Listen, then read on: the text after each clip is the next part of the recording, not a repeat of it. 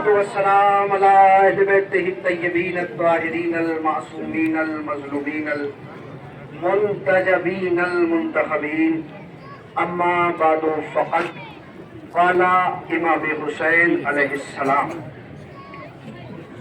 مثلہ لا یبایع مثلہ. عزیزان گرامی قدر، یہ آج کی تاریخ کہ جسے 28 رجب کے نام سے یاد کیا جاتا ہے،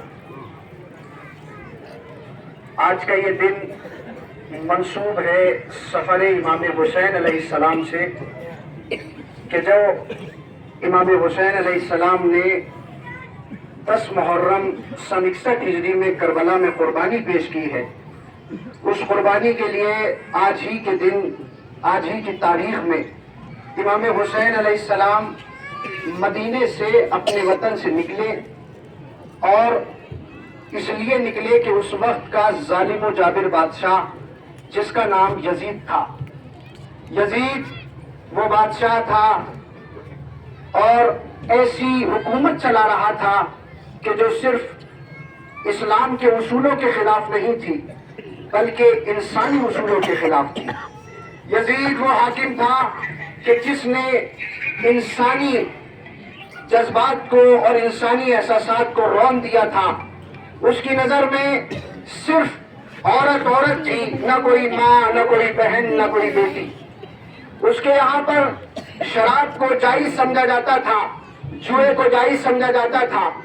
الغرض اگر میں مختصر کر کے کہوں تو یہی کہوں گا کہ جتنی خامیاں ہر سماج میں مانی جاتی ہیں اور جنہیں برا سمجھا جاتا ہے، یزید ان ساری چیزوں کو عام کر دینا چاہتا تھا.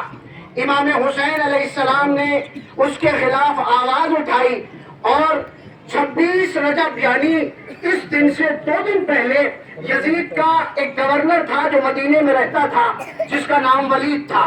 ولید نے امام حسین کو اپنے دربار میں بلایا، اور بلانے کے بعد ایک جملہ کہا کہ اس وقت کا جو حاکم ہے، اس وقت کا جو بادشاہ ہے، وہ چاہتا یہ ہے کہ آپ اس کی بیعت کر لیں. بیعت کا مطلب یہ ہوتا ہے، میں اپنے برادران اور جو ہمارے اہل غنود بھائی ہیں ان کے لیے میں یہ عرض کر دینا چاہتا ہوں، کیونکہ یہاں پہ پولیس عملہ اور پرشاسن یہاں موجود ہے، ہمارے ہندو بھائی یہاں موجود ہیں، ان کے لیے میں عرض کر دینا چاہتا ہوں کہ بیعت کے معنی ہوتے ہیں اپنا ہاتھ کسی دوسرے کے ہاتھ میں دے دینا، اپنی مرضی کسی دوسری کی مرضی میں شامل کر لینا. جو اس کی مرضی ہے اب ہماری بھی مرضی وہی ہوگی. اسے سادہ الفاظوں میں آپ کے سامنے ترجمہ کر رہا ہوں، اسے کہتے ہیں بیعت کرنا.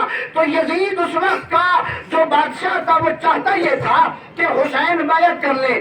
امام حسین نے ولید کے دربار میں کھڑے ہو کر تاریخی جملہ کہا جو قیامت تک صرف مسلمان کو نہیں، صرف شیعہ کو نہیں، بلکہ قیامت تک آنے والے ہر انسان کو یہ احساس دلاتا رہے گا کہ تم اگر اچھائی پہ کھڑے ہو تو تم تنہا نہیں ہو، اس لیے کہ حسین کی آواز تمہارے ساتھ ہے.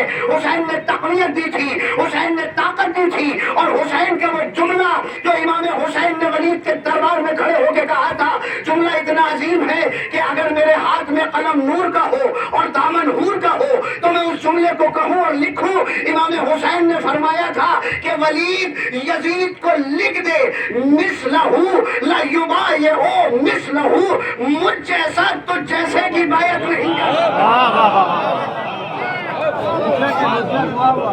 مثلا یبایع مثلا لا یبایع مثلہ، مجھ جیسا تو جیسے کی بیعت نہیں کر سکتا. امام حسین نے یہ نہیں کہا کہ میں یزید کی بیعت نہیں کروں گا، بلکہ امام حسین نے کہا کہ مجھ جیسا تو جیسے کی بیعت نہیں کر سکتا. مولا یہ کیوں نہیں کہہ رہے ہیں کہ میں یزید کی بیعت نہیں کروں گا؟ عجب نہیں امام حسین کی آواز آئے کہ سنو، کل کو تاریخ کا جھوٹا مورخ یہ لکھ دے گا کہ حسین بھی شاہ تھے اور اس وقت کا حاکم بھی شاہ کہلواتا تھا.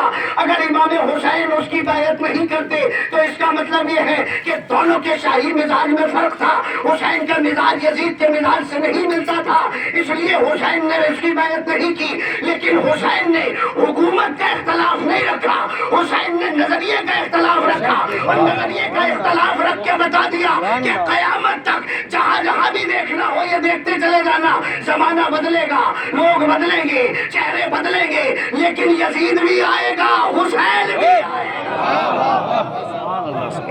یزید بھی آئے گا، حسین بھی آئے گا۔ امام حسین کا جملہ، اس جملے میں جو لفظ جیسا امام حسین نے رکھا ہے، اس جملے میں بہت گنجائش ہے۔ امام حسین نے لفظ جیسا رکھ کے بتا دیا کہ قیامت تک مجھ جیسے بھی آئیں گے، یزید جیسا بھی آئے گا۔ اس کا مطلب یہ ہے آج کے دور سے لے کر قیامت تک جتنی حکومتیں آئیں گی، اگر آپ یہ دیکھنا چاہیں کہ جو طاقت پہ بھروسہ کرے سمجھنا یزید جیسا ہے، جو قدرت پہ بھروسہ کرے سمجھنا حسین ہے۔ لبیک یا حسین، لبیک یا حسین، لبیک یا حسین، جو طاقت پہ، لبیک یا حسین، جو طاقت پہ بھروسہ کرے سمجھنا یزید جیسا ہے، جو قدرت پہ بھروسہ کرے سمجھنا حسین جیسا ہے۔ میں اپنے بھائیوں کے لیے جو میرے مسلمان بھائی آ کھڑے ہیں، جو اہل حدود کھڑے ہیں، ان کے لیے میں یہ عرض کر دینا چاہتا ہوں، جب امام حسین نے مدینے سے ہجرت کر کے جب کربلا کے لیے نکلے تو راستے میں ایک منزل ہے جہاں مکہ پہنچے۔ جس وقت مکہ چھوڑ رہے تھے حج کے موقع پر، تو امام حسین نے میدان عرفات میں کھڑے ہو کر جو دعائے عرفہ کا جملہ ہے، امام حسین نے فرمایا کہ اے میرے اللہ، اس نے کیا پایا جس نے تجھے کھو دیا، اس نے کیا پایا جس نے تجھے کھو دیا، اور اس نے کیا کھویا جس نے تجھے پا لیا۔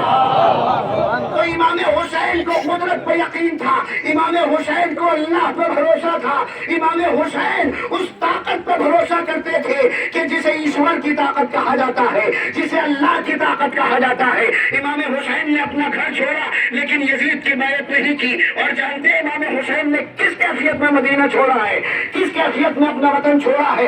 ابھی آپ یہ دیکھ رہے ہیں سامنے تبرکات ہے، یہ علم جو آپ کو نظر آ رہا ہے یہ جناب امام حسین کے بھائی جناب عباس کا علم ہے، یہ ان سے منسوب ہے۔ جناب عباس کمانڈر تھے امام حسین کے لشکر کے۔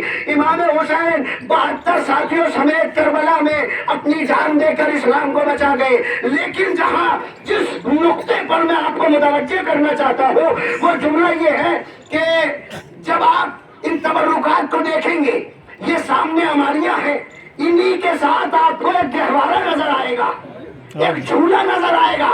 جانتے ہیں وہ جھولا کس کا ہے؟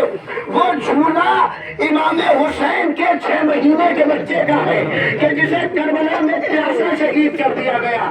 جانتے ہیں جس وقت امام حسین نے اپنا گھر چھوڑا، اپنا وطن چھوڑا، مدینہ چھوڑا، تو اس وقت جناب علی اصغر کی جو عمر تھی وہ صرف 18 دن تھی۔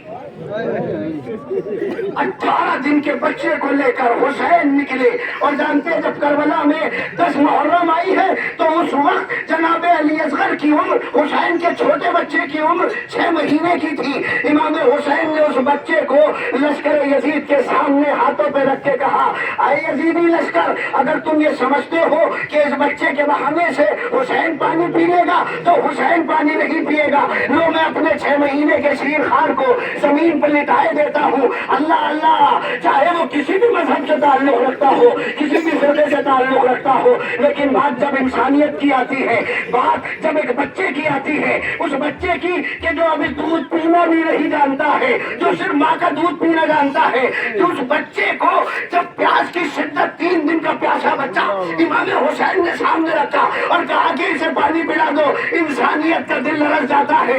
جانتے ہیں یزیدی لشکر نے ظلم یہ کیا کہ اس بچے کو پانی نہیں دیا، بلکہ اس بچے کی گردن پر ایک بڑا تیر مارا گیا کہ جس سے وہ بچہ شہید ہو گیا۔ اس کا مطلب یہ ہے کہ حسین نے علی اصغر کی قربانی کو کربلا میں سب کے سامنے پیش کر کے بتایا کہ پوری دنیا پہچان لے، حسین اللہ پہ بھروسہ کرتا ہے، یزید طاقت پہ بھروسہ کرتا ہے۔